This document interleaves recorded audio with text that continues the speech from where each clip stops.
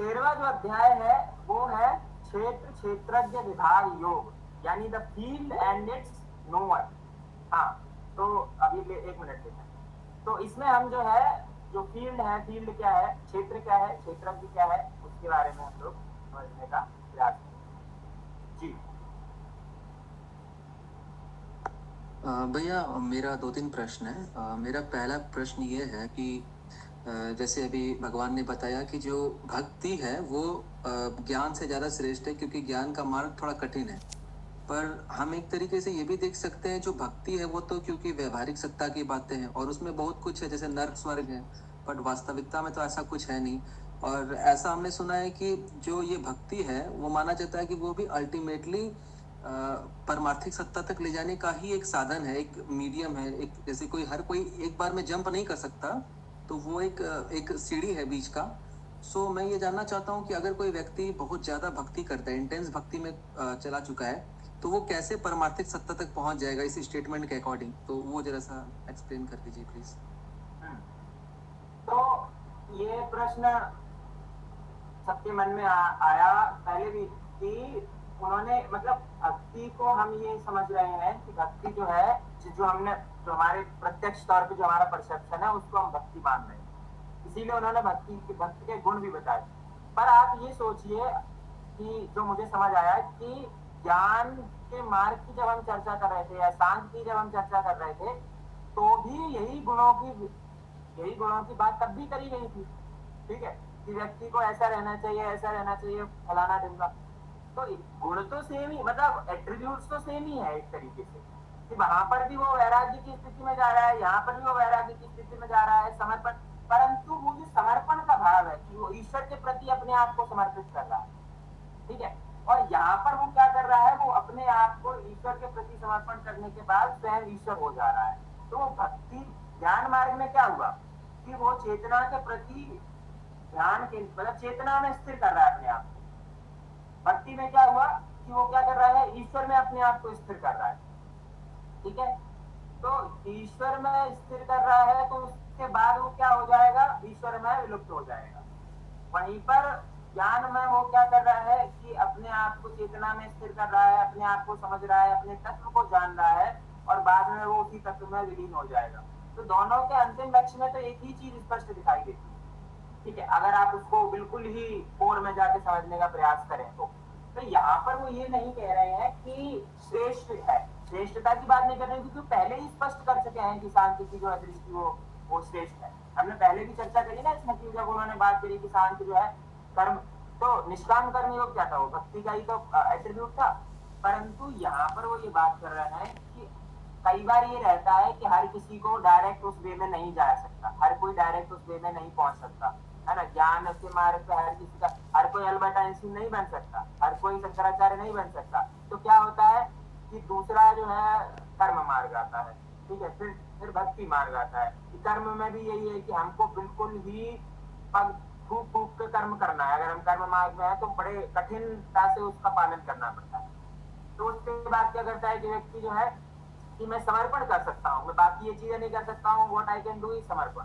तो इसीलिए शंकराचार्य जी ने भक्ति को निषेध नहीं किया, ज्ञानी को ज्ञान मार्ग दिया, पर उन्होंने क्या कहा, भक्ति इज अ पाथ। और इसीलिए उन्होंने गीता के इस भाष्य में भी यही चीज बताई कि वो इसी पाथ को लेकर वो चीज की चर्चा करी जा रही, क्योंकि अगले श्लोक में ही वो ये कहते हैं, क्या कहते हैं कि ब्रह्म में स्थिर जो मैं हूँ, तुम मेरे तक ही पहुंचोगे जो ब्रह्म को बजोगे।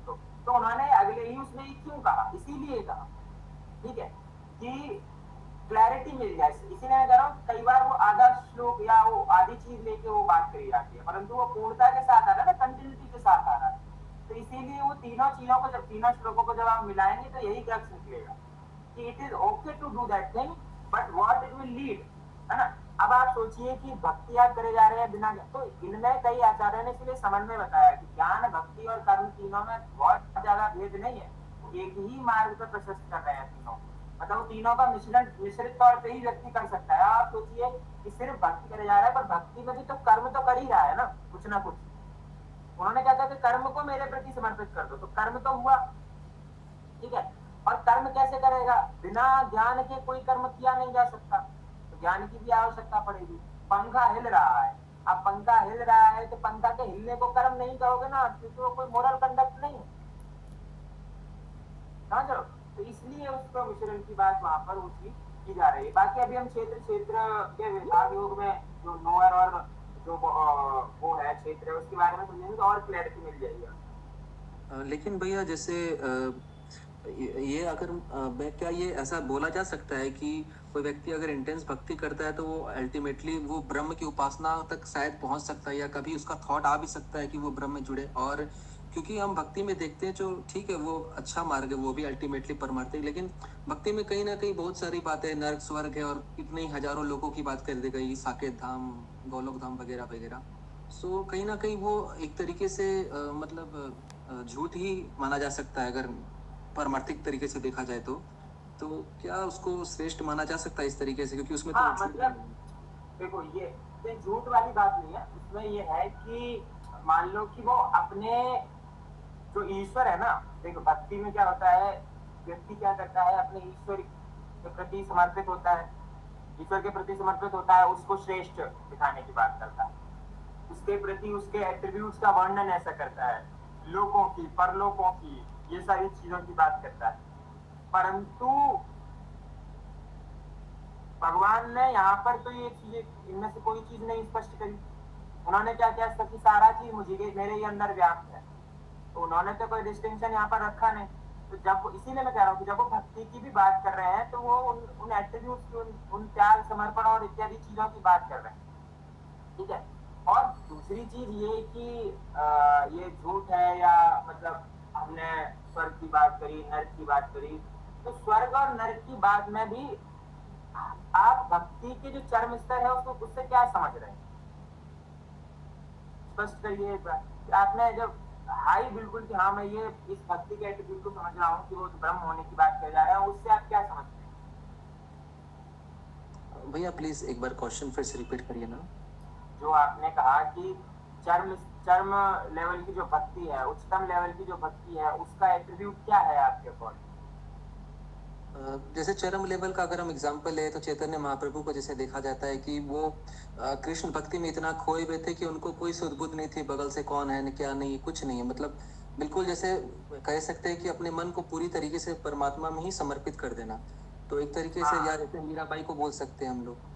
हाँ, तो क्या वो ये विचार कर रहे हैं कि मैं स्वर्ग जाऊंगा, नर्क जाऊंगा, या वो जाऊंगा? वो क्या कह रहे हैं कि मैं ईश्वर में ही सम्मिलित हो जाऊं। तो भक्ति का चरम स्तर तो वही है, ठीक है। हाँ, बट ये है कि लुभावनी चीजें है ना, ये लोभ है इसमें। बाकी जितने भी जो है ना कि ये मिलेगा वो मिलेगा, इसीलिए तो वो खुद उन्होंने स्पष्ट किया कि ये मिलने वाला जो चीज है, ये मैं करूंगा तो ये मिलेगा, ये मैं करूंगा तो ये धाम जाऊंगा, ये करूंगा वो करूंगा, ये सारी चीजें जो है वो लुभावनी चीजें। इनसे जब व्यक्ति ऊपर उठ जाता है, ठीक है, आपकी शुरुआत में आपको, क्योंकि कई बार भक्ति में मार्ग में प्रशस्त करने के लिए भी व्यक्ति को क्या चाहिए कि हमको क्या मिलेगा, है ना? तो मिलने का जो भाव, परंतु ये अंतिम लक्ष्य नहीं है, ये कोई वो चीज नहीं है कि मुझको ये, क्योंकि मिलने का, हम तो ये सोच रहे हैं ना कि हम ये करेंगे तो हमको ये मिलेगा, तो यानी कि हम ईश्वर को तो चाह ही नहीं रहे, हम तो धाम को चाह रहे हैं, उसके ऐश्वर्य राम को चाह रहे हैं, समझ रहे आप? तो गोलोक धाम है या कोई भी धाम है, इत्यादि इत्यादि चीजें जो भी बात करी जा रही है, ये सिर्फ आपको उस मार्ग में प्रशस्त, उसमें बनाए रखने के लिए की जा रही है, ताकि आप प्रैक्टिस धीरे धीरे धीरे धीरे जब आप करेंगे ना, तो आप धीरे धीरे समझते जाएंगे, चीजों को जानते जाएंगे। तो जब आप उस मार्ग में, जब तक आप उस मार्ग में प्रशस्ति नहीं होंगे तो आप जानेंगे कैसे? तो उस मार्ग में लेके आने के लिए ये सारी चीजें की जाती, ये सारी अवधारणाएं बनी हुई है, ये सारी चीजें बताई हैं, क्योंकि भगवान ने यहाँ पर ये सारी चीजों का स्पष्टीकरण नहीं दिया। उन्होंने भक्ति योग में भी ये सारी चीजों में से किसी को, उन्होंने कहा स्वर्ग नर्क की बात की, उन्होंने किसी लोक परलोक की बात की, उन्होंने क्या कहा कि ये सारा जो मुझे भजता है, तो एंड गोल मुझे ही भजना है, मेरे किसी एट्रीब्यूट को भजना नहीं है, मेरे किसी प्रत्यक्ष स्वरूप को भजना नहीं है। सगुण रूप से भी जो मुझे भज रहा है, तो वो सगुण रूप में भी मैं व्याप्त हूँ, क्योंकि मैं तो हर जगह व्याप्त हूँ। तो तुम सगुण रूप से भजोगे तो भी मुझे ही भज रहे हो, निर्गुण रूप से भजोगे तो भी मुझे ही भज रहे हो। तो कबीर ने निर्गुण रूप से भजा, तुलसी ने सगुण रूप से भजा, पर दोनों ही उसी तत्व तक पहुंचे, दोनों ही किसी, ये नहीं कि मुझे ये मिलेगा वो मिलेगा की इच्छा से नहीं। तुलसीदास जी को आप पढ़िए, तुलसीदास जी तो साफ साफ स्पष्ट करते हैं कि जो है मुझे कुछ नहीं चाहिए, अब मुझे कोई चीज नहीं चाहिए, मुझे सिर्फ आप चाहिए, मुझे स्वर्ग नहीं चाहिए, मुझे नरक नहीं चाहिए, मुझे वैकुंठ गोलोक फलाना किसी में नहीं जाना है। ये सब जो है स्टार्टिंग फेज के जो लोग है ना, उनके विचार होते हैं। मीराबाई को नहीं जाना स्वर्ग, चैतन्य महाप्रभु को नहीं जाना स्वर्ग, गोलोक, जो भी लोग हैं XYZ, उनको क्या होना है? उनको भाई पूर्ण रूप से ईश्वर में लिप्त हो जाना। जब वो ईश्वर के दर्शन की बात करते हैं तो वो दर्शन किसके? ईश्वर के दर्शन कैसे? प्रत्यक्ष आंखों से तो नहीं होंगे। ईश्वर के दर्शन कैसे होंगे? तो ईश्वर आपके अंदर व्याप्त हो जाएगा, या आप ईश्वर के अंदर व्याप्त हो जाओगे।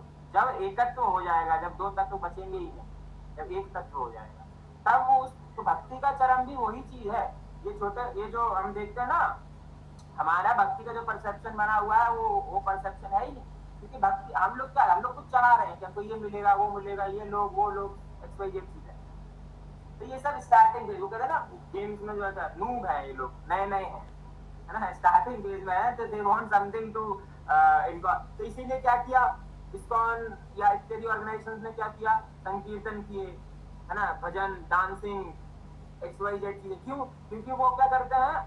मोहित कर रहे हैं, लोग इस मार्ग में आए, लोग प्रशस्त हो, इस मार्ग में आए। तो ये सब जो लुभावनी चीजें हैं, ठीक है, वो भी अपनी जगह सही हो सकती हैं, पर वो अंतिम सत्य नहीं है। वो पूर्ण रूप से वो नहीं है कि आप उसको जो है लक्ष्य मान के रह जाए। ठीक है, वो मार्ग में प्रशस्त करने के लिए वो चीजें हो सकती हैं। ज्ञान मार्ग में भी तो क्या करते हैं कि कई बार कंटिन्यूअस आप उनको श्रवण करो, सुनो, सत्संग करो, सत्संगों को सुनो। तो जब तक आप सुनोगे नहीं, तब तक आपको पता ही नहीं लगेगा, कुछ जान ही नहीं पाओगे। तो इसीलिए ये सारी चीजें पूर्ण रूप से गलत नहीं है, पर ये है कि अंतिम सत्य भी नहीं है। भैया मेरे दो प्रश्न हैं। पहला प्रश्न ये कि जब भगवान कहते हैं कि भक्ति के अंदर सभी जीव जंतुओं को हमें एक समान रूप देखना चाहिए, सभी के प्रति प्रेम भावना, इसी तरीके की भावना होनी चाहिए, तो जो अर्जुन युद्ध कर रहे हैं वो कहाँ तक युक्ति संगत है जो अर्जुन युद्ध कर रहे हैं? और भी अगर हमें ऐसे जो धर्म संकट पूरी गीता में दिखाया गया है, वहां पर भी हमें देखने को मिल रहा है क्योंकि जो युद्ध है वो कितना उचित है। हम जब भक्ति मार्ग की बात करते हैं या फिर किसी अधर्म के खिलाफ होने वाले या के जब हम आवाज उठा रहे होते हैं या फिर कोई एंगर हम जब दिखा रहे होते हैं, तो क्या वो भक्ति के अंदर कैटेगरली सही है कि नहीं है? उन्होंने क्या कहा कि तुम मेरे प्रति अपने कर्मों को समर्पित करके ये कर्म करो, क्योंकि ये कर्म तुम नहीं कर रहे हो, ये कर्म कौन कर रहा है? मैं ही कर रहा हूँ। इन सबको मैं पहले ही मार चुका हूँ। याद करिए पिछले अध्याय को, ये सबको मैं पहले ही मार चुका हूँ, तुम बस निमित्त मात्र हो। यानी वो जब ये स्पष्ट कर रहे हैं कर्म के भी, जब क्योंकि वहां पर आवश्यकता है ना, युद्ध करना, कर्म का युद्ध करना अर्जुन का अपना धर्म है, तो स्वधर्म का पालन करना भी तो भक्ति ही है कि आप पहले स्वधर्म का पालन करिए। और वहां पर स्वधर्म क्या है? वहां पर ये, अब मान लीजिए कि कोई भक्त है, ठीक है, पर अब वो सैनिक भी है, अब सामने आतंकवादी आया, अब वो उसको बोले कि भक्त तो किसी को मार ही नहीं सकता है, ऐसा भाव वो रखते, तो भक्त उसको नहीं मारेगा तो वो 100 भक्तों को मार देगा, है ना। तो इस प्रकार से ये डायलिमास वो अलग चीज में, अलग चीज की बात है। परंतु जो पूर्ण रूप से भक्ति मार्ग में प्रशस्त है वो तो नहीं करेगा, उसको तो मतलब ही नहीं कुछ।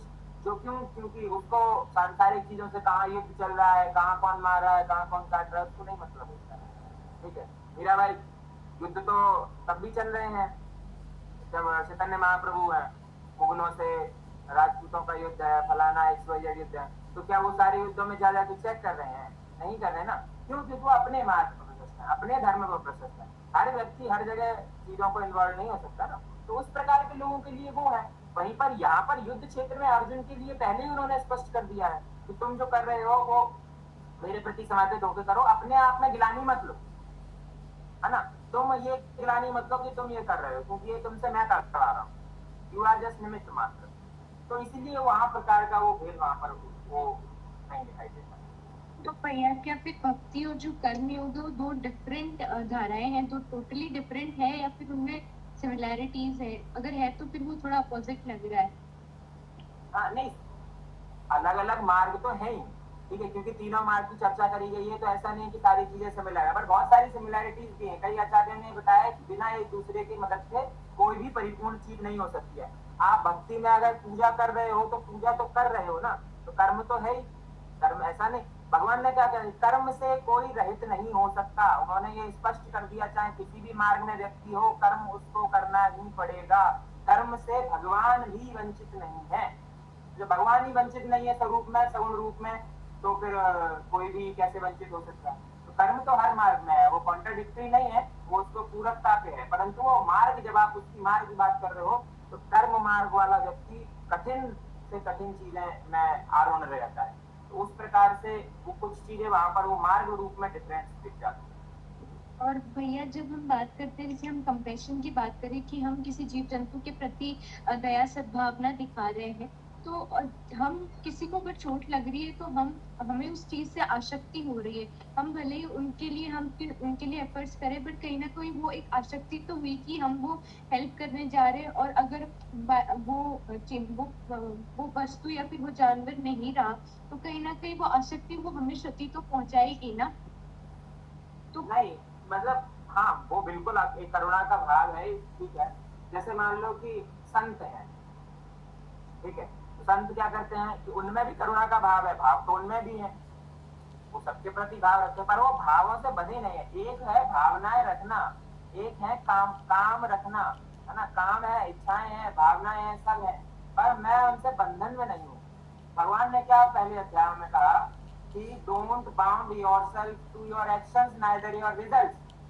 ठीक है, you have done your 100%, but don't bound yourself. ठीक है, तुम कर दिए, ठीक है सारा चीज, तुम वो उसके हित में नहीं था तुम्हारे, तुमने अपना समर्पण, मान लो कोई पशु पक्षी आया, मर गया या चोट में है, पर अब तुमने उसका काम किया, तुमने उसको इलाज करवाया, तुमने उसकी सेवा करी, सारा चीज करी, अब वो नहीं जीवित रहा, ठीक है, तुम मतलब उससे अहित वो होने की जरूरत नहीं है, ठीक है, नहीं रहा, तुमने अपना कर्म कर दिया ना पूरी रूप से। अब उसका अपना कर्म था जो वो नहीं रहा, सिंपल सी बात है। साधु संत भी जो है, और पर ये नहीं है, वो ये बता रहे हैं कि जब भाव रखो तो सबके लिए समान रखो। ऐसा नहीं कि मैं सिर्फ मनुष्यों से प्रेम करूंगा, और भक्ति मार्ग वाला व्यक्ति जो है वो भक्ति कर रहा है और मांस मदिरा का सेवन भी कर रहा है, मांस भी खा रहा है, तो किस प्रकार की भक्ति भैया? या तो आप भक्ति हो सकते हो या मांस भी खा सकते हो, नॉन वेजिटेरियन हो सकते हो। तो ये तो इस प्रकार से, इसीलिए कि समान भाव रखना चाहिए, और जितना हो सके ग्रेटर गुड की तरफ हमेशा व्यक्ति, देखो सामाजिक तौर पे ना, व्यवहारिक तौर पे व्यक्ति हमेशा ग्रेटर गुड की बात करता है, ग्रेटर गुड की तरफ जाता है। तो जितना हो सकता है उतना करने की आवश्यकता करनी चाहिए। परंतु जब पूरी तरीके से निवृत्त हो जाओ ना, गृहस्थ व्रस्त सब छोड़ दो, पूरी तरीके से वैराग्य निवृत्त हो जाओ, तब बात दूसरी होती। तब आप बहुत सारी चीजें नहीं कर सकते, परंतु गृहस्थ में आपको बहुत सारी चीजें करनी पड़ती। तो जितना हो सके उतना करने का प्रयास करना है। बढ़ा जाए आगे। भैया बस एक चीज के ऊपर क्लैरिफिकेशन चाहिए था आपका। जैसे उस समय मैंने क्वेश्चन पूछा था, तो आपने बताया था कि भक्ति और ज्ञान दोनों का अल्टीमेट एम जो है वो परमात्मा में मिलना या ईश्वर तत्व में मिलना है। तो जैसे ये दिखा जाता है कि जो व्यक्ति ध्यान करते हैं या जो ब्रह्म में टिका रहता है, माना जाता है कि उसका आगामी कर्म नहीं बनता है, क्योंकि वो अपने आप को डूअर नहीं समझता उस पॉइंट में, तो उसका आगामी कर्म नहीं बनता है।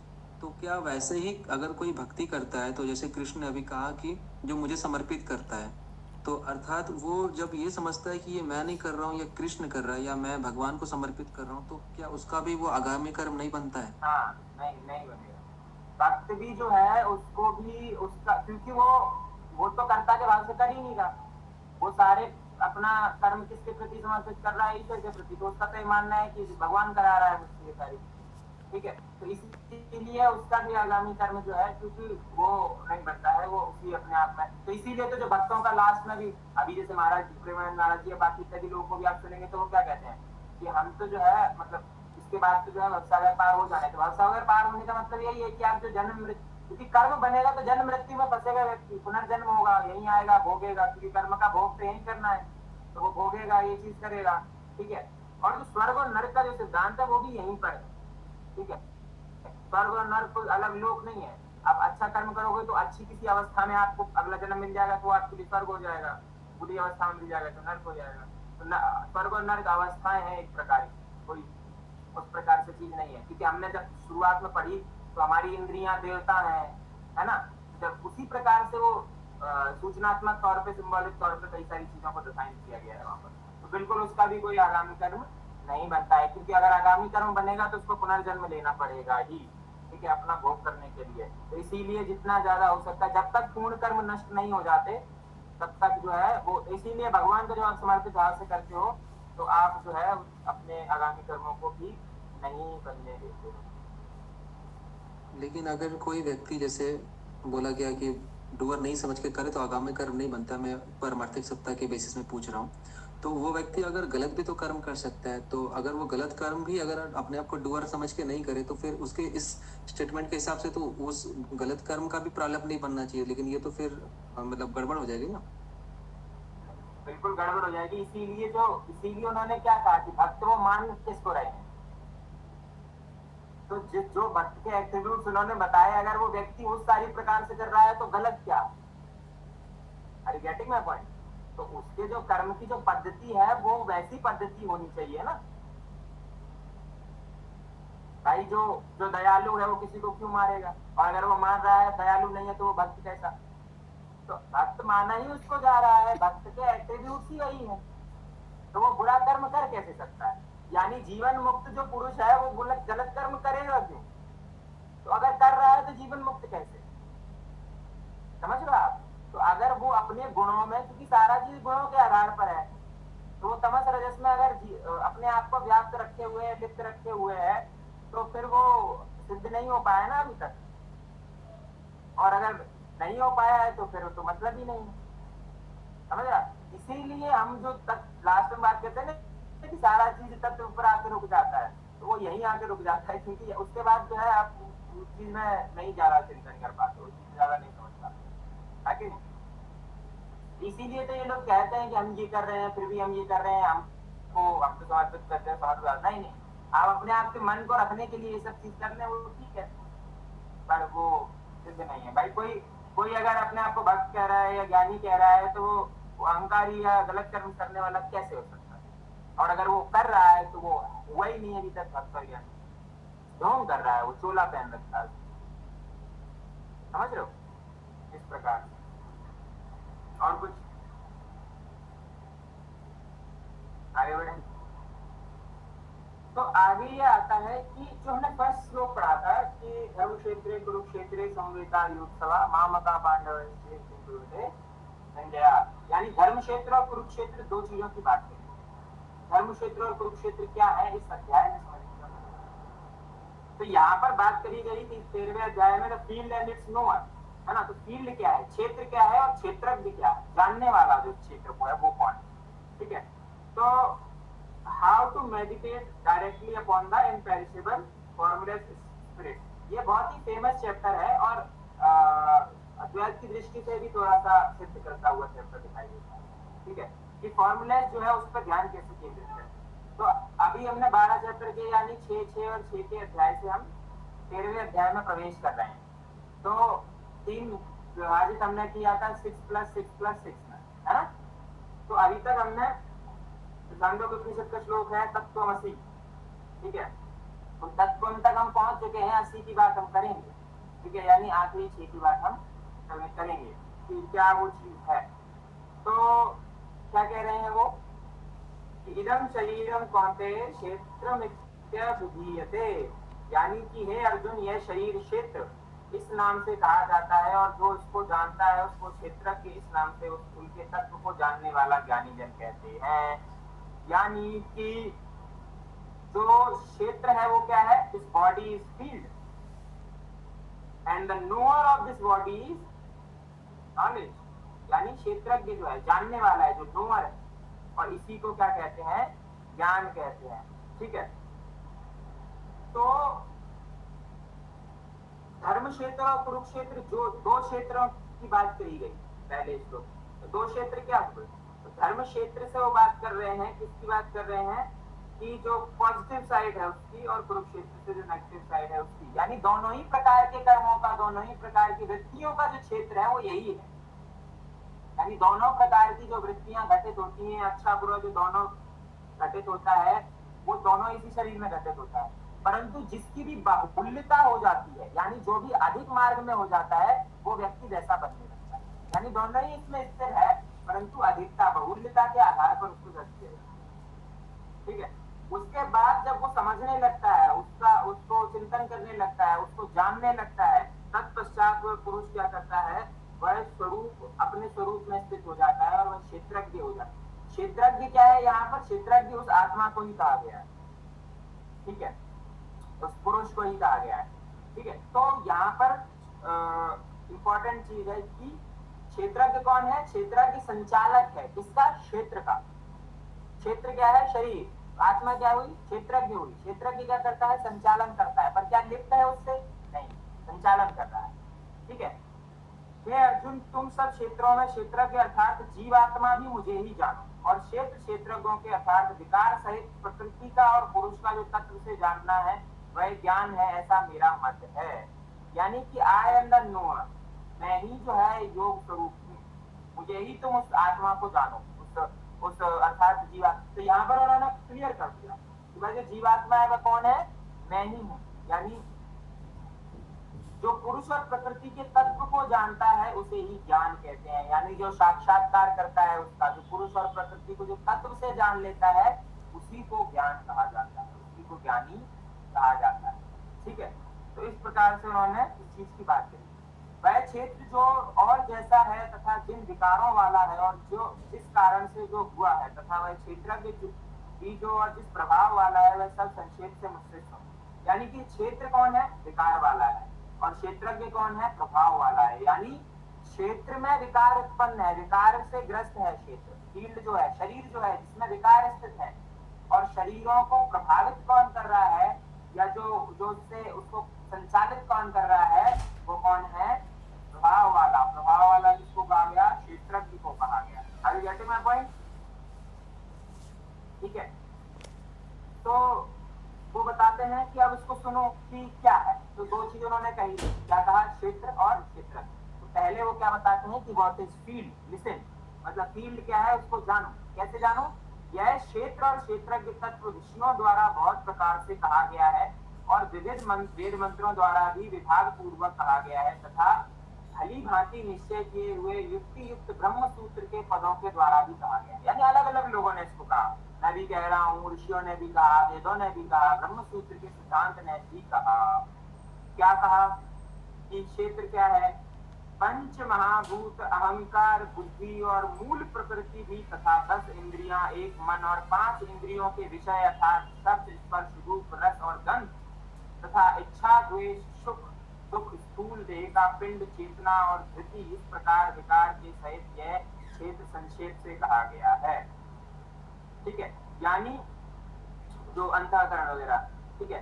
तो इस प्रकार से उन्होंने क्या कहा कि ये सारा क्षेत्र है। क्या क्षेत्र है? उसमें पंच महाभूत है, अहंकार है, बुद्धि है ना, चित्त अहंकार बुद्धि है, मन है, 10 इंद्रियां हैं, ठीक है। 10 इंद्रियां मतलब पंच कर्म इंद्रियां, पंच ज्ञान इंद्रियां। उसके बाद पंच इंद्रियों के विषय भी हैं, जिसमें क्या कहा गया? स्पर्श, रूप, रस और गंध। उसके बाद जो इच्छाएं हैं, द्वेष है, सुख है, दुख है, ये सब का जो पिंड है वो क्या है? क्षेत्र है। वो क्या है? बॉडी है। वो क्या है? शरीर है, ठीक है। तो क्षेत्र को डिफाइन किया। और क्षेत्रज्ञ के क्या गुण है? यानी जो संचालित कर रहा है उसको क्या गुण है?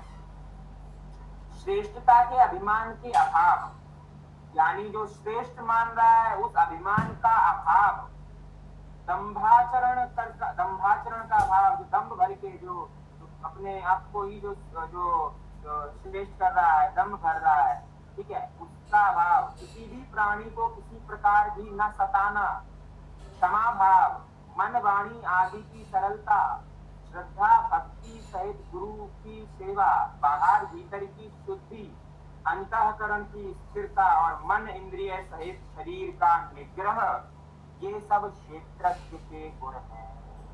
यानी ये सब क्षेत्रज्ञ, ठीक है। इस लोक और परलोक को संपूर्ण भोगों में आसक्ति का भाव और अहंकार का भी अभाव, जन्म मृत्यु जरा और रोग आदि में दुख और दोष को बार बार विचार करना, पुत्र स्त्री घर और धन आदि में आसक्ति का अभाव, ममता का न होना तथा प्रिय और अप्रिय की प्राप्ति सदा ही चिंतन का सम करना, इस मुझ परमेश्वर में अनन्य योग के द्वारा अव्यक्त विचारणी भक्ति तथा एकांत और शुद्ध देश में रहने का स्वभाव और विषयासक्त मनुष्यों के समुदाय में प्रेम का न होना, अध्यात्म ज्ञान में नित्य स्थित और तत्व ज्ञान के अर्थ स्वरूप परमात्मा को ही देखना, यह सब ज्ञान है, और जो इससे विपरीत है वह अज्ञान है, ऐसा कहा। यानी कि अलग अलग प्रकार से अलग अलग जो जो अनासक्ति फ्रॉम विषय है ना, फैमिली रिलेशन है, ज्यादातर परिवार के साथ सब चीज से जो भी प्रकार की आसक्ति है वो सब से अनासक्ति होना, सत्संग करना है ना, सत्संग में रहना, उस प्रकार से जो लोग स्थित रहते हैं, जो परमात्मा को जानते हैं, आत्मज्ञान में स्थित होते हैं, तत्व ज्ञान में अर्थ स्वरूप, तत्व ज्ञान के अर्थ रूप को जानते हैं, वही ज्ञानी है। और उसके अतिरिक्त सब लोग क्या है, अज्ञान को प्राप्त, यानी वो ज्ञान के, वो अपने जो जो क्या है क्षेत्रज्ञ है उसके एट्रीब्यूट्स की बात कर रहे हैं, या तो उसको एक्सप्लेन कर रहे हैं जितना वो कर सकते हैं। ऐसा नहीं कि वो अपने आप को एट्रीब्यूट्स में बांध रहे हैं, जैसे कि हमने पहले भी बात करी, बट वो एक तरीके से व्यवहारिक रूप से व्यवहारिक दृष्टि से बताने का प्रयास है। ठीक है, आगे क्या कहते हैं, जो जानने योग्य है तथा जिसको जानकर मनुष्य परमानंद को प्राप्त होता है, उसको भली भांति कहूंगा, वह आनंदी वाला पर ब्रह्म न सत ही कहा जाता है न असत ही कहा जाता है। ठीक है, यानी यहाँ पर उन्होंने ये कहा कि वो न तो सत है न वो असत है, यानी कि वो उससे भी परे हो जाता है। ठीक है, जैसे वो सत और असत का ऐसा नहीं कि वो एग्जिस्टेंशियल क्राइसिस में आ गया है। सत और असत का मतलब ये है कि एक ही रह जाना, दूसरे का भान नहीं होना। यानी जब इस चीज को जान लेता है, जब वो तत्व से जान लेता है, तो दूसरा नहीं रह जाता है। जैसा कि हमने एक उदाहरण में बात भी करी कि जो अभी नदी और समुद्र है तो दो अलग अलग है। ठीक है, सत और असत आप उसको मान के चलिए फॉर एग्जाम्पल, पर जब नदी समुद्र में मिल जाएगी तो नदी तो रह ही नहीं गई, समुद्र रह गया, पर नदी उसमें मिल गई तो रह तो वो एक ही गया। अब आप उसको कुछ भी कह लो तो वो एक ही रह जाता है। तो इसीलिए किसी भी जो ज्ञान से जो ज्ञान इसको है ना, ज्ञान का जो एट्रीब्यूट है वो सत असत कुछ नहीं है, क्योंकि वो ज्ञान अपने आप में ही सत होता है, उसके लिए कोई शब्दावली का प्रयोग भी नहीं होता है। ठीक है, तो इस प्रकार से वो दो नहीं रह जाते हैं, वो असत बल्कि स्वयं सहज है और वही है। ठीक है, यानी ऐसी स्थिति में वह ब्रह्म न तो सत होता है न असत होता है, बल्कि स्वयं सहज हो जाता है और जो अपने आप में ही स्थित होता है। ठीक है, उसके बाद वो ब्रह्म के साक्षात्कार, ब्रह्म के एट्रीब्यूट्स को बताते हुए क्या कहते हैं कि वह सब और हाथ पैर वाला, सब और नेत्र सिर मुख वाला तथा सब और कान वाला है, क्योंकि वह संसार में सबको व्याप्त करके स्थित है। ठीक है, वह संपूर्ण इंद्रियों के विषयों को जानने वाला, परंतु वास्तव में सब इंद्रियों से रहित है, यानी सबको जानता है, सारी इंद्रियों को वो समझ करता है, परंतु इससे भी लिप्त नहीं है। आसक्ति रहित होने पर भी वह सबका धारण पोषण करने वाला, और निर्गुण होने पर भी वह गुणों को भोगने वाला। ठीक है, वह चराचर सब भूतों को बाहर भीतर परिपूर्ण है, और चर अचर भी वही है, और वह सूक्ष्म होने से अभिज्ञ जैसे सूर्य की किरणों में स्थित हुआ जल सूक्ष्म होने के कारण मनुष्यों के जानने में नहीं आता है, वैसे ही सर्वव्यापी परमात्मा भी सूक्ष्म होने से साधारण मनुष्यों को जानने में नहीं आता है। ठीक है, तो इसीलिए उन्होंने क्या कहा, उसको अभिज्ञ कहा, तथा अति समीप में और दूर में भी स्थित वही है। ठीक है, वह परमात्मा, 4-5 है इकट्ठे, वह परमात्मा विभाग रहित एक रूप से आकाश में सदृश परिपूर्ण होने पर भी चराचर संपूर्ण भूतों में विभक्त सा स्थित प्रतीत होता है, तथा वह जानने योग्य परमात्मा विष्णु रूप से भूतों को धारण पोषण करने वाला, और रुद्र रूप से संहार करने वाला, तथा ब्रह्मा रूप से सबको उत्पन्न करने वाला है। वह परब्रह्म ज्योतियों को ज्योति एवं माया से अत्यंत परे कहा जाता है। वह परमात्मा बोध स्वरूप जानने के योग्य एवं तत्व ज्ञान से प्राप्त करने योग्य है, और वह सबके हृदय में विशेष रूप से स्थित है। इस प्रकार क्षेत्र तथा ज्ञान और जानने योग्य परमात्मा का स्वरूप संक्षेप से कहा गया।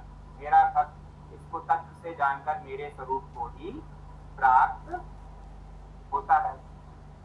ठीक है, तो यानी उन्होंने क्या बताया, उन्होंने ये बताया कि इसको मैंने संक्षेप से ऐसा कहा है, ये सारी चीजें हैं, इसको जो जान लेता है वो क्या करता है, वो मेरे भक्त इसको तत्व से जानकर मेरे स्वरूप को ही प्राप्त होते हैं। यानी उन्होंने फिर से बात करी, क्या बात करी कि मेरे भक्त मद भक्त ऐति ध्वजाए, यानी मेरे भक्त इसको तत्व से जानकर मेरे स्वरूप को ही प्राप्त होते हैं। यानी भक्ति का भी जो अंतिम लक्ष्य है वो स्वरूप को प्राप्त, मेरे ही स्वरूप में प्राप्त करना है, मेरे ही उसमें क्या हो जाता है, तत्व से जानकर। तो इसीलिए वो जो भेद हम बात वो देख रहे थे वो खत्म हो जाता है। हो गया कि नहीं हो गया? Are you getting my point everybody? है ना? ओके। तो साक्षात्कार, परंतु ये सारा चीज कब होगा? ये सारा चीज बोलो कि ये सारा चीज सुपरफिशियल लग रहा है, कहने कहने की ऊपर ऊपर की बातें आप कह रहे हैं, और ये सारा चीज जब होगा जब हम साक्षात्कार करेंगे इसका, जब हम इसको चरितार्थ करेंगे, ज्ञान को चरितार्थ करेंगे, तब ये सारी चीजें हमें समझ में आने लगेंगी। सिर्फ पढ़ लेने से ये सारी चीजें समझ में नहीं आई, ये सारी चीजें चरितार्थ करने से, तत्व से जानने से, अपने आप में उसको स्थिर करने से समझ में आएगी। क्योंकि क्या है, अनिर्वाच्य, वाचन नहीं किया जा सकता। उन्होंने बता दिया है, अब उसका अनुभव जो है, उसका अनुभव का वाचन कैसे करोगे? मैं तुमसे प्रेम करता हूँ, कितना प्रेम करता हूँ? 2.5 किलो, ऐसा तो नहीं बोलोगे, है ना? तो मैं तुमसे प्रेम करता हूँ, इसका वाचन कैसे करोगे? किसी ने कहा चांद तारे तोड़ लाऊंगा, तो बस इतना ही प्रेम था, चांद तारे तोड़ लेना था, नहीं ना? चांद तारे का मैं क्या करूंगा? मिट्टी है। तो इसीलिए अनिर्वाच्य की स्थिति है। तो किसी ने कहा कि ईश्वर दिखाओ, अरे भाई ईश्वर देखने की चीज ही नहीं है, उसको महसूस करने की चीज है, उसको अनुभव करने का, उसको उसको अनुभूति करने का चीज है। दिखाया कैसे जाएगा? बना के थोड़ी दिखाया जाएगा फोटो, कि मैं गया भगवान खड़े हो जाओ फोटो खींचनी है। तो किसी ने कहा भगवान क्या में आया ही नहीं, भगवान को जो है फोटो खूबिया है, फोटो नहीं खिंचाते, भगवान जो है शाय है ना? तो उस प्रकार से जो है समझ आना चाहिए। भक्ति में भी लास्ट में वही रह जाता है। आगे क्या कहते हैं? प्रकृति और पुरुष इन दोनों को, तू अनादि जान और राग द्वेष आदि विकारों को तथा त्रिगुणात्मक संपूर्ण पदार्थों को भी प्रकृति से ही उत्पन्न जान। क्योंकि हमने पहले भी देखा कि कैसे प्रकृति बनती है, तो कैसे त्रिगुणों के साथ जो है वो उसका सृष्टि का निर्माण होता है, इत्यादि चीजें कैसे सृजन होता है, ये पहले ही समझ चुके हैं, है ना? तो कार्य और कारण को उत्पन्न करने में हेतु प्रकृति कही जाती है, और जीवात्मा सुख दुख भोक्तापन में अर्थात भोगने में हेतु कहा जाता है। ठीक है? हाँ, तो यहाँ पर पुरुष और प्रकृति और कार्य और कारण, दो चार चीजों की बात करी गई है। पुरुष और प्रकृति के सिद्धांत में, सांख्य में भी वो कार्य कारण सिद्धांत हमें देखने को मिलता है, और हर अलग अलग दर्शनों में कार्य कारण सिद्धांत देखने को मिलता है, जिसको आप कहते हैं कॉज एंड इफेक्ट सिद्धांत। ठीक है? तो हमने पहले ही पढ़ा कि पुरुष और प्रकृति के सन्निकर्ष से जो है सृजन होता है, क्योंकि गुणात्मक जो है जो सच्चिदानंद है, जो मतलब चेतना है, वो गुणों के साथ मिल जाती है, यानी प्रकृति के साथ मिल जाती है, तो सृजन हो जाता है। परंतु सत्कार्यवाद की हम बात करते हैं, यानी कार्य कारण सिद्धांत की बात करते हैं। सत्कार्यवाद तो मतलब कि कार्य में ही कारण निहित है। ठीक है? परंतु कार्य कारण है क्या? तो जैसे मान लीजिए कि कुछ सृजित हुआ, तो वो सृजित क्यों हुआ? उसके पीछे कोई ना कोई कारण होगा। यानी मैंने जन्म लिया, तो मेरा जन्म क्या है? कार्य है, उसका कारण होगा, क्यों हुआ मेरा जन्म। ठीक है? तो इस प्रकार से कार्य कारण सिद्धांत अत्यंत ही आवश्यक हो जाता है कि हर एक चीज के पीछे कुछ ना कुछ कारण होता है। तो इसी को कैसे कहा जाता है? कॉज एंड इफेक्ट मेथड से, कि हम हैं तो हमको बनाने वाला भी कोई होगा, तो वो बनाने वाला कौन? इसीलिए जो वैज्ञानिक दृष्टि से भी कई लोग कहते हैं, खंडन करते हैं कि भाई ईश्वर नहीं है। मान लो ईश्वर नहीं मान रहे हैं, ईश्वर नहीं है, तो ये जो सब है ये संचालित कैसे हो रहा है? इसको बनाने वाला कौन? इसको संचालित करने वाला कौन? तो वहां पर वो बताते हैं, वहां पर वो भेद। ऐसे ही डार्विन ने थ्योरी दी। क्या थ्योरी दी डार्विन ने कहा कि जो सृजनात्मक थ्योरी उसने दी कि ऐसे ऐसे ऐसे ऐसे मनुष्य बना। तो लास्ट में उससे पूछा गया मरते दम तक उसने क्या कि भाई शुरू तो कहीं से हुआ होगा ना, वो शुरुआत क्या है? ठीक है? जिसको आज विज्ञान क्या कह रहा है? गॉड पार्टिकल कह रहा है। तो गॉड पार्टिकल क्या है? वही शुरुआत। तो जहाँ नहीं पता होता वहां पर गॉड पार्टिकल। तो कहीं तो जाओगे ना, कोई सिद्ध नहीं कर पाएगा।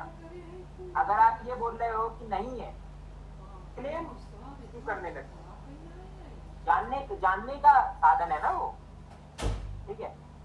अब किसी ने क्लेम किया कि नहीं है, तुमको कैसे पता नहीं है? तुम्हारी बुद्धि इतनी, तुम अपने शहर से आगे सोच नहीं पाते हो, और तुम यूनिवर्स से ज्यादा आगे जाके सोच रहे हो कि नहीं है। है ना। मतलब तुम्हारा दृष्टि इतनी, तुम्हारी शुद्धि इतनी कि तुम्हारा सोच का जो डायमीटर है, तुम्हारे सोच का जो रेडियस है वो कितना है, कहाँ तक सोच सकते हो। तुमको देखा यहाँ से, तुम 2 मकान आगे से ज्यादा देख नहीं सकते हो, तुमको ब्रह्म को देखना है। सोचने की दृष्टि तुम्हारी मन इतना है कि तुमको जो है मन तुम्हारा कहाँ लगा हुआ है सारे टाइम कि ये लड़की मिल जाए, ये लड़का मिल जाए, ये खाने की चीज मिल जाए, ये मिल जाए, वो मिल जाए, यहाँ तक तुम्हारा सोच है। उसके बाद तुम बोल रहा हो मैं ब्रह्म को नहीं सोच पा रहा हूँ, मैं ईश्वर को मैं नहीं मानता हूँ मैं। अरे तुम मानोगे तो तब जब सोच पाओगे, है ना। तुम तो जाने को कह दो कि तुमको परम धाम जाना है, तुमसे यहाँ तुमको ब्लिंकिट करना पड़ रहा है, तुमको नीचे की दुकान तक जाया नहीं जा रहा है, और तुम कहोगे तुम परम धाम जाओगे। तो ये सारी जो है, ये सब वृत्तियां हैं, ये सब मन को बहलाने के लिए चीजें ठीक है। अरे गेटिंग माय पॉइंट। तो ये सब चीजें कि हम अपने आप को बंधनों में रखेंगे तो नहीं जान पाएंगे। तो अगर आपको ब्रह्म को जानना है तो आपको आपके सारे प्रकार के बंधनों से अपने आप को मुक्त करना पड़ेगा। Are you getting my point. तो जिसने ये कहा, कई लोग कहते हैं कि भाई हम ईश्वर को, ईश्वर कुछ नहीं है, भगवान कुछ नहीं है, हम नहीं जानते, हम नहीं मानेंगे। तुम्हारा एग्जिस्टेंस नहीं है कुछ, तुम क्या कर रहे हो इस पृथ्वी पर, पृथ्वी को दूषित कर रहे हो, और इससे ज्यादा क्या कर रहे हो भाई। ऑक्सीजन मतलब एक तो प्रकृति के ऑक्सीजन ले रहे हो और छोड़ भी क्या रहे हो, कार्बन डाइऑक्साइड, और दूषित करे उसको, ठीक है। तो तुमने तो कुछ दिया नहीं, ऊपर से ले और लिया, और फिर उसके बाद ये क्लेम कर रहे हो कि कुछ नहीं है। प्रकृति जो है वो आपको घर लेगी फिर, अगर आप उसको नहीं सम्मान देंगे तो ईश्वर का जो सिद्धांत न मानने का वो ऐसा है कि भाई हम किसी तत्व को मान रहे हैं जो हमसे श्रेष्ठ है। क्यों मान रहे हैं? ताकि हम संचालित रहें, क्योंकि अगर हम नहीं मानेंगे तो हम संचालित नहीं रहेंगे, हम निरंकुश हो जाएंगे। राजा बिना धर्म दंड के निरंकुश है, और निरंकुश राजा किसी भी राज्य के लिए खतरनाक होता है। राजा को हमेशा अंकुश में रखा जाता है, किससे? धर्म दंड से। आज के राजा निरंकुश क्यों है? कहा जाता है कि संविधान उन्होंने अंकुश रखे हुए है, संविधान धर्म दंड है, परंतु क्या कर पाता है? नहीं कर पाता। तो राजा निरंकुश हो गए। तो इसी प्रकार से जो है हमें समझने की बात है। परंतु जो मान के बैठे हैं कि मैं तो जान गया ईश्वर को, वो भी समस्या भैया है। मेरा ये प्रश्न है कि संचालित क्या होता है, मतलब संचालित का मतलब क्या है? संचालित मतलब कि आप गाड़ी चला रहे हैं तो आप गाड़ी को चला पा रहे हैं ना। You know how to drive car. If you don't know how to drive car, you will not drive it. Are you getting my point? तो driving a car is what संचालन मीन्स। मैं संचालन कर रहा हूँ इस कक्षा का, मैं इस कक्षा को चला रहा हूँ, समझ लो आप। तो समझ कार्य को गए, करने की धन्यवाद। प्रक्रिया संचालन है। हाँ, कोई कार्य को करने की प्रक्रिया जो है। इसी के साथ तो उन्होंने क्या कहा कि भाई हम तो सब जान गए हैं, पर जान तो गए हो उसको मान भी तो लो। कई लोगों ने कहा मैं तो ईश्वर को जान गया हूँ, मैंने साक्षात दर्शन किए हैं भगवान। साक्षात दर्शन कर लिए होते तो यहाँ होते ही नहीं ऊपर ही हो गया होता आपका साक्षात दर्शन, पर ब्रह्म को ही प्राप्त, उसी में प्राप्त हो। क्योंकि साक्षात दर्शन करने के बाद वो यहाँ सस्टेन ही नहीं कर सकता। क्यों नहीं कर सकता? क्योंकि उसको फिर जो भाई मुझे कोई हायर चीज मिल गई है तो मैं लोअर के पीछे क्यों भागूंगा? भाई मुझे कोई 10 करोड़ देगा, मैं 10,000 के पीछे अपनी जान क्यों गवाऊंगा? भैया गवाओगे आप? नहीं गवाओगे। तो इस प्रकार से जो है बात उन्होंने कही है। एक और चीज इंपॉर्टेंट आती है कि हाँ, तो इसी प्रकार से कि जो हमारा डेथ है, हमारा जो जन्म है, मृत्यु है, वो इन्हीं सब क्या यही सब कॉज एंड इफेक्ट का वो है कि जब गुणों का संगम होता है, जैसे जैसे हम कर्म करते हैं उसी प्रकार से हमारा जन्म मृत्यु का जो प्रसंग चलता है वो हम पहले भी इसको कर चुके हैं। आगे इम्पोर्टेंट है एक चीज कि हाँ, प्रकृति में स्थित ही पुरुष प्रकृति से उत्पन्न त्रिगुणात्मक पदार्थों को भोगता है, और इन गुणों के संग में ही इस जीवात्मा अच्छी बुरी योनियों में जन्म लेने का कारण है। अब किसी ने कहा कि हम क्यों गरीब बन गए, हम क्यों अमीर बन गए, हम क्यों बुरे हो गए, हम क्यों अच्छे हो गए? भाई आपके पूर्व जन्म में आपके कर्म ऐसे थे, इसलिए आप ऐसे हो गए। जिस भी गुण में आप अपने त्रिगुणों में जिस भी गुण में आप अपने आप को लिप्त करेंगे वैसा ही आपको जन्म मिलेगा। क्योंकि कर्म का सिद्धांत कभी छिन्न नहीं होता है। जो आपने दिया है समाज को, जो आपने किया है वो आपको भोगना ही पड़ेगा। अब ये सोचो मैंने इसको मार दिया है, मैं तो चिल्लू, मुझे क्या मतलब। आपको भी कोई मार देगा, बुरी मौत मारेगा, इधर नहीं तो कहीं और मारेगा, कहीं से तो कहीं पड़ेगा ही उसमें। तो नेगेटिव आप करोगे तो आप ये सोचो आपको पॉजिटिव पॉजिटिव मिलता रहेगा, ऐसा नहीं है। तो इसीलिए व्यक्ति को दूसरे के लिए वही करना चाहिए जो वो स्वयं भोगने के लिए तत्पर हो। कई बार ये कहा, ये चीज समझ आ जाए तो फिर क्या बात है, सारा चीज ही, सारा कलेश ही मिट जाए। तो सबको ये चीज, इस श्लोक को कांट बांध लेना चाहिए। क्यों?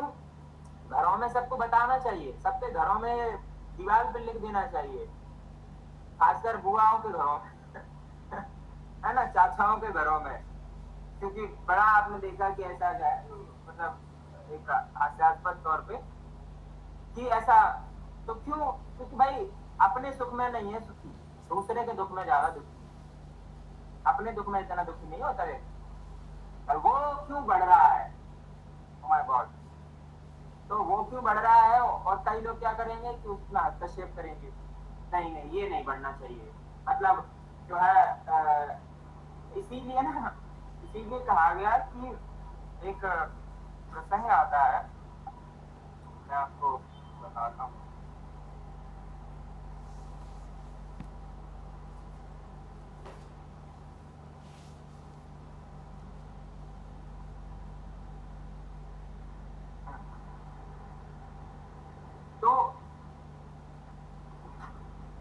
तो इसीलिए मतलब फॉर एग्जाम्पल कि कई बार जैसे मुझे नहीं मतलब है कि मुझे कोई मतलब नहीं है उस व्यक्ति से, परंतु फिर भी मैं उस व्यक्ति को परेशान कर रहा हूँ जस्ट फॉर माय फन, तो मैं कर तो रहा हूँ। बाद में फिर मुझे रहता है कि नहीं, अगर मेरे पे ये चीज हो गई तो फिर मुझे क्या होगा, फिर माफी मांगेंगे, माफ कर दो, ये कर दो, वो कर दो। तो इसीलिए वो कहा गया कि आप जो बात कर रहे हैं कि अच्छा बुरा कर्म या सब, तो कर्म के लिए आप स्वतंत्र हैं।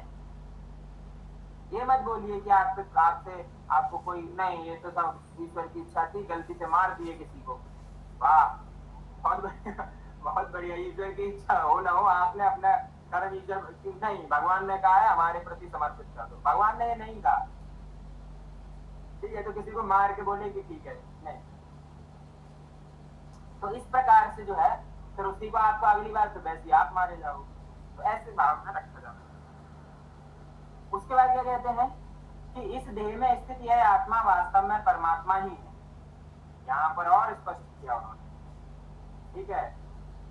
उपदृष्टानुमंता का भर्ता भोक्ता महेश्वर, यानी कि इस देह में स्थित यह आत्मा वास्तव में परमात्मा है। वह साक्षी होने से उपदृष्टा और यथार्थ सम्मति देने वाला होने से अनुमंता, सबका धारण पोषण करने वाले होने से भर्ता, जीवन रूप से भोक्ता, ब्रह्मा आदि का भी स्वामी होने से महेश्वर, और शुद्ध सच्चिदानंद होने से परमात्मा है, ऐसा कहा गया। यानी कि जो आत्मा है वही परमात्मा है। आप वेद मत मानिए, क्यों? क्योंकि वो साक्षी है, इसलिए उपदृष्टा है। उपदृष्टा यानी ऊपर उठ गई है, ऊपर उठा हुआ है। यथार्थ सम्मति देने वाला है, यानी अनुमंता है, यानी अनुमति देने वाला है, संचालन करने वाला है, पोषण करने वाला है, इसलिए भरता है, जीव रूप में भोक्ता है, और सबका स्वामी है, इसलिए महेश्वर है, और सच्चिदानंद स्वरूप है, इसलिए परमात्मा है। तो आत्मा के गुणों के साथ साथ वो परमात्मा को क्या कर रहे हैं?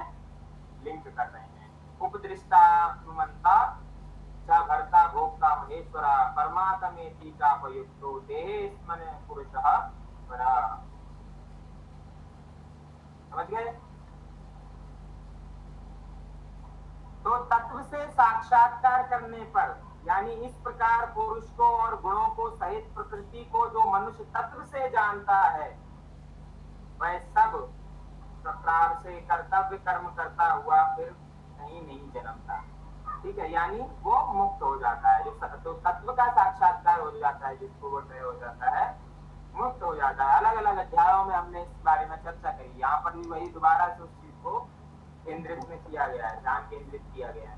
परंतु यहाँ कैसे किया गया है? क्षेत्र और क्षेत्रज्ञ के कॉम्बिनेशन में, उसके डेफिनेशन में किया गया है कि हाउ आत्मा इज कंट्रोलिंग द शरीर एंड आत्मा इज नथिंग बट परमात्मा। व्हाई? बिकॉज इट इज सच्चिदानंद स्वरूप। आत्मा इज आल्सो सच्चिदानंद स्वरूप, परमात्मा इज आल्सो सच्चिदानंद स्वरूप। A is equal to B, B is equal to C, then A is equal to C. Euclid's division class 6 में पढ़ा ना यूक्लिड के डिवीजन तो पहले बहुत पहले जो है जी, अब यूक्लिड का डिवीजन बना के उसको हम लोग भी प्रेषित कर देते। तो यूक्लिड के 5 डिवीजन बहुत ही फालतू सी चीजें हैं, नॉर्मल सी चीजें हैं, बट यूक्लिड फेमस हो गए उन यूक्लिड्स के डिवीजन के चलते। A is equal to B, B is equal to C, A is equal to C, सबको पता है, पहले भी पता था, पर वो नहीं बन पाया, फॉर्मूला नहीं बन पाया। इसीलिए मैं कहता हूँ ये सब पढ़ो, इनके बाद फॉर्मूले बनाओ, दोबारा सूत्रों की गणना करो। भगवत गीता से कुछ बढ़िया सा साइंटिफिक इनोवेशन हो जाए, ओपनहाइमर जैसे लोगों ने करा, जैसे है ना, तो कुछ उसका निष्कर्ष निकले। अल्बर्ट आइंस्टीन जैसे, श्रोडिंगर जैसे, ओपनहाइमर जैसे लोगों ने यही तो किया। बहुत सारे जर्मन के, पर्शिया जर्मन के और इजराइल के जो जीव वैज्ञानिक थे, वो सब ने उन्होंने बड़ा उपनिषदों का अध्ययन किया और उन्होंने बड़े खोज करता। इसलिए आप देखिए जर्मनी में सबसे ज्यादा साइंटिस्ट बड़े बड़े निकले, क्योंकि सबसे ज्यादा संस्कृत के जो टेक्स्ट ट्रांसलेट हुए वो जर्मनी में हुए। जर्मन स्कॉलर्स ये सब यहाँ से लेके गए, एक्स मुलर, मॉकॉले वगैरह, ये सब में से बहुत सारे लोग जो ब्रिटिश ऑफिशियल थे, बहुत सारे लोग जर्मन थे। आज भी जर्मन में संस्कृत विश्वविद्यालय है जो रिसर्च करा रहे हैं। भारत में उसकी कोई कीमत नहीं है, दुनिया रिसर्च कर रही है। भारत में गौमूत्र पे कह दिया कि नहीं इट इज यूजलेस, दुनिया उस पर साइंस पे रिसर्च कर रही है। अभी तो अलग भी रिसर्च है। उस परमात्मा को कितने ही मनुष्य जो शुद्ध रूप से सूक्ष्म बुद्धि से ध्यान के द्वारा हृदय में देखते हैं, अन्य कितने ही ज्ञानियों द्वारा और दूसरे कितने ही कर्मयोग के द्वारा देखते हैं, अर्थात प्राप्त करते हैं।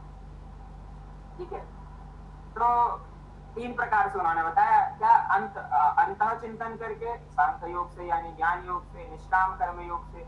तो साधन जो है वो ध्यान है इस तरीके से। ठीक है, तो सांख्य और निष्काम कर्म योग जो 2 धाराएं उन्होंने बताई, उस प्रकार से भी वो लोग करते हैं।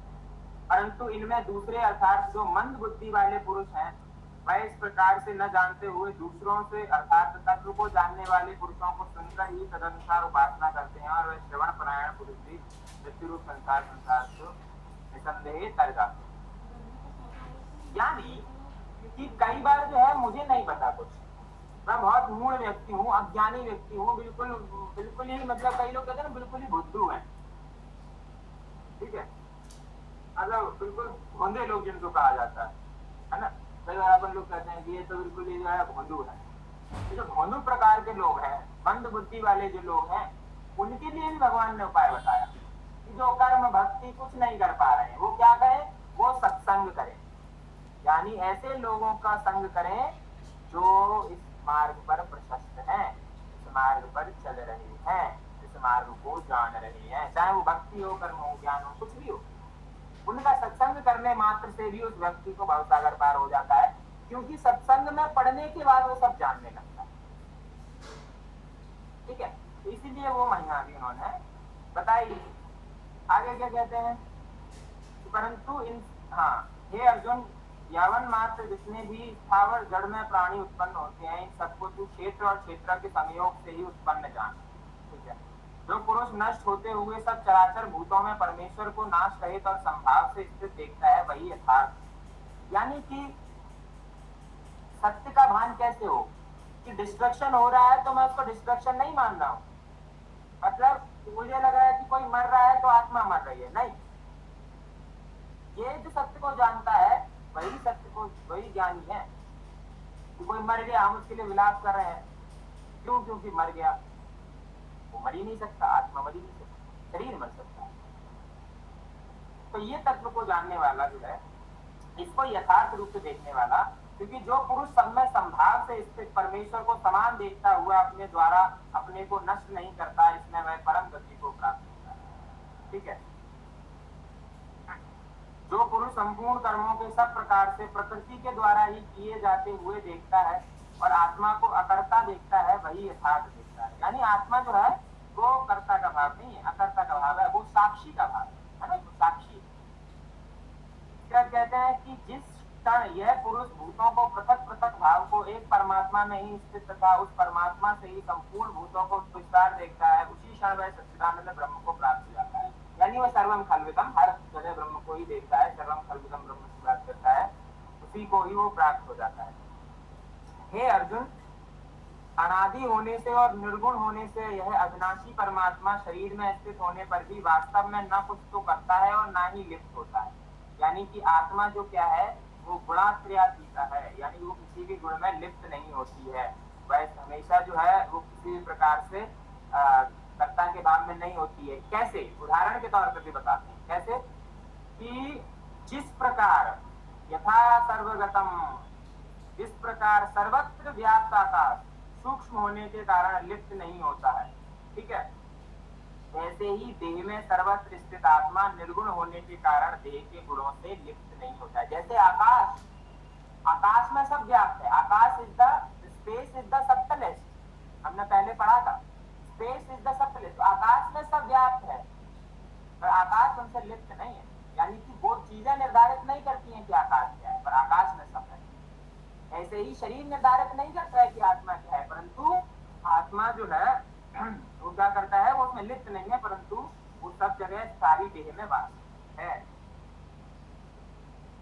हे अर्जुन, जिस प्रकार एक ही सूर्य इस संपूर्ण ब्रह्मांड को प्रकाशित करता है, उसी प्रकार एक ही आत्मा संपूर्ण क्षेत्र को प्रकाशित करती है। जैसे सूर्य है, एक है, परंतु सबको प्रकाशमान कर रहा है, वैसे ही आत्मा पूरे शरीर को प्रकाशमान करती है। उसका कोई रूप रंग नहीं है।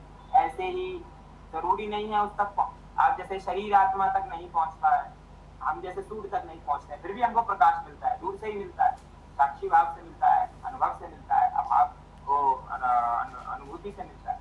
वैसे ही आत्मा को भी अनुभव से मिलता है सच्चिदानंद, ठीक है।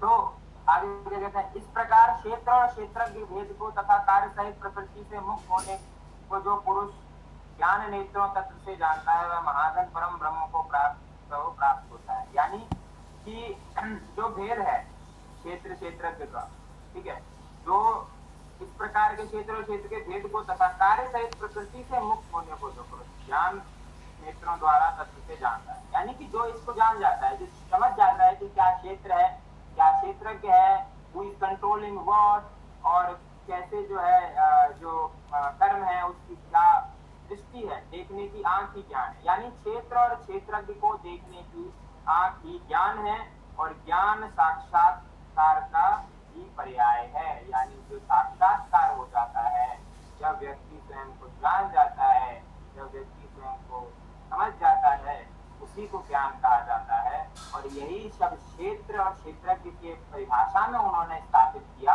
कि कैसे हम इस शरीर को ही कई बार आत्मा मान बैठते हैं, जो कि सही नहीं है, क्योंकि इनमें अपना क्षेत्र जो शरीर है वो आत्मा नहीं है। आत्मा शरीर को कंट्रोल करने वाली है, शरीर में विचरने वाली है, क्षेत्रीय नहीं है। क्यों? क्योंकि आत्मा से निकलने के बाद भी शरीर वहां बचा हुआ है। तो जो निकल गया वो क्या था? वो आत्मा था। कई लोगों ने बोला कि शरीर ही आत्मा है, तो वो उनका सिद्धांत स्टेबल नहीं रह पाया। कैसे नहीं रह पाया? क्योंकि जो निकला वो क्या? शरीर तो आपके अभी समक्ष भी पड़ा हुआ है, परंतु चेतना रहित है, चेतना उसमें नहीं है। तो बौद्ध दर्शन में आत्मा को नहीं माना गया, परंतु कैसे वो स्थापित ही नहीं हो सकता, ठीक है। तो उस प्रकार से जो है, इसीलिए वो सिद्धांत, इसीलिए वो आत्मा की स्थिरता वहां पर समझ, जो कुछ तो है, आप उसको आत्मा कह लो, कुछ भी कह लो, there is something which is there in your body which is not attached to the body, because if it attached to the body, जो डेथ होती है उसके साथ ही वो सब समाप्त हो जाता है। डेथ तो कैसी होनी चाहिए थी कि शरीर उड़ गया वहां, कुछ नहीं बचा, शरीर भी, मृत्यु का मतलब शरीर का भी नहीं बचना। शरीर साक्षात पड़ा हुआ है सामने, पर उसके अंदर जो संचालित करने वाली शक्ति थी वो चली गई। यानी प्रकृति जड़ रूप में बची हुई है, परंतु चेतना जो है, जो इसको जान जाता है वही ज्ञानी है, वही सच्चिदानंद स्वरूप को समझने वाला है। इसीलिए श्री कृष्ण अर्जुन संवाद क्षेत्र क्षेत्रज्ञ विभाग योग नमः 13वां अध्याय संपूर्ण। हरि ओम।